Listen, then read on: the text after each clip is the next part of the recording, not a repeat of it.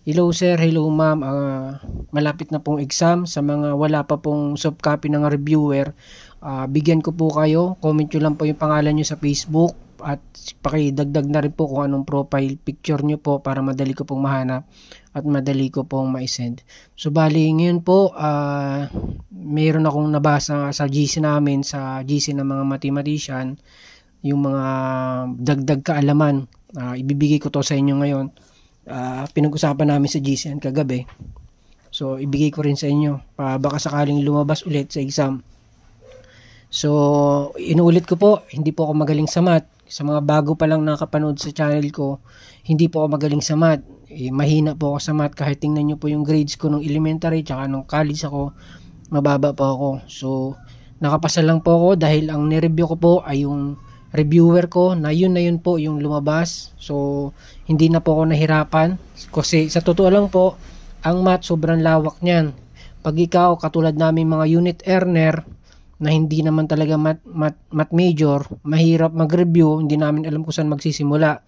So alam ko marami ditong mas magagaling pa, saludo ako sa inyo. At alam ko na marami din dito mga unit earner na katulad ko na naghahanap ng libreng reviewer at hindi alam kung saan magsisimula na pagre-review. Sakto lang po ito ngayon yung napupaspasan na pagre-review ngayong araw na to hanggang sa susunod pa maraming mga araw. So bali, shout out ko muna si Gladys from Zamboanga Province, Mindanao. Yan. Nag-message siya sa akin, nag-chat niya sa akin si Ma'am Gladys from Zamboanga Province, Mindanao. So, isama kita sa prayer na sana makapasa ka. Sana, pasado na yan. So, babalikan ko tong video na to kapag nakapasa ka. Hahanapin ko yung pangalan mo sa listahan ng nakapasa. So, sa GC namin kagabi, meron kaming pinag-usapan yung Simplify. Ito, yan. In-screenshot ko na lang yung Simplify na yan.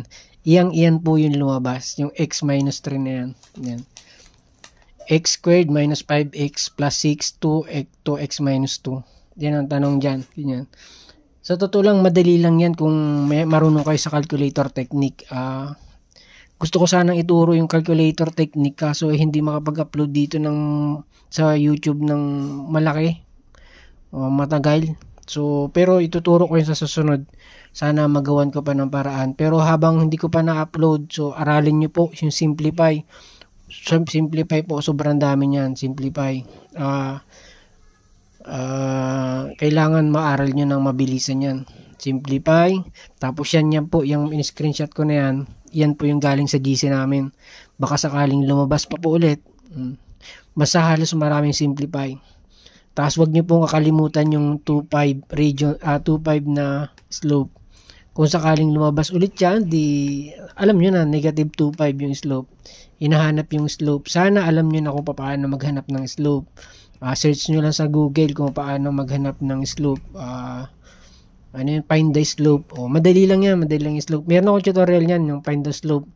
Pero kung nabasa nyo na agad yung tanong at may nakita kayong negative 2.5 at tingin nyo naman na yun ang sagot, edi sagutin nyo na. Tapos region bounded 1.6. Yan. Kaya ako naman to na tong region bounded na to sa set A namin sa mathematics namin.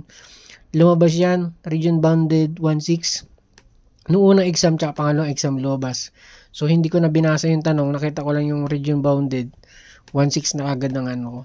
So bali, anuin ko lang kayo sa mathematician. Sana alam niyo na yung mga mathematician kasi sayang po yung 1 point, 2 points, 3 points. Ang mathematician kasi parang mga nasa 10 yan na paulit-ulit lang yung tanong. So, dapat i-memorize yun na. Kung maaari, i-memorize yun ng mathematician.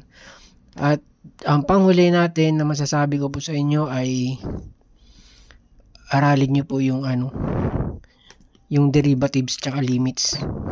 Doon ako nahirapan . Tapos may nagtanong dito sa akin sa Facebook. Ang tanong niya ay kung pwede daw ba maggamit ng calculator sa GenEd. Yan. Sa totoo lang po, nung unang exam ko, pinayagan kaming gumamit ng calculator sa GenEd.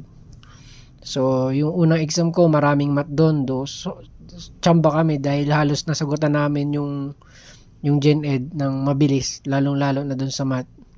Nung pangalawang exam ko, hindi po kami pinayagan gumamit ng calculator sa GenEd. So, sa mga taong wala pa pong calculator, baka kung gusto niyo po, bilhin niyo po yung isang calculator ko. Ganitong calculator siya. Message nyo lang ako or comment nyo lang kung gusto nyo bumili. Gantong calculator.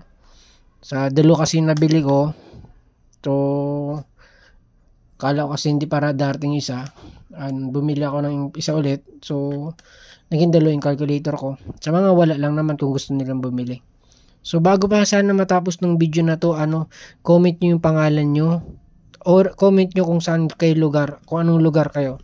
Para alam ko po baga kung saan nakakaabot tong video ko. Salamat po.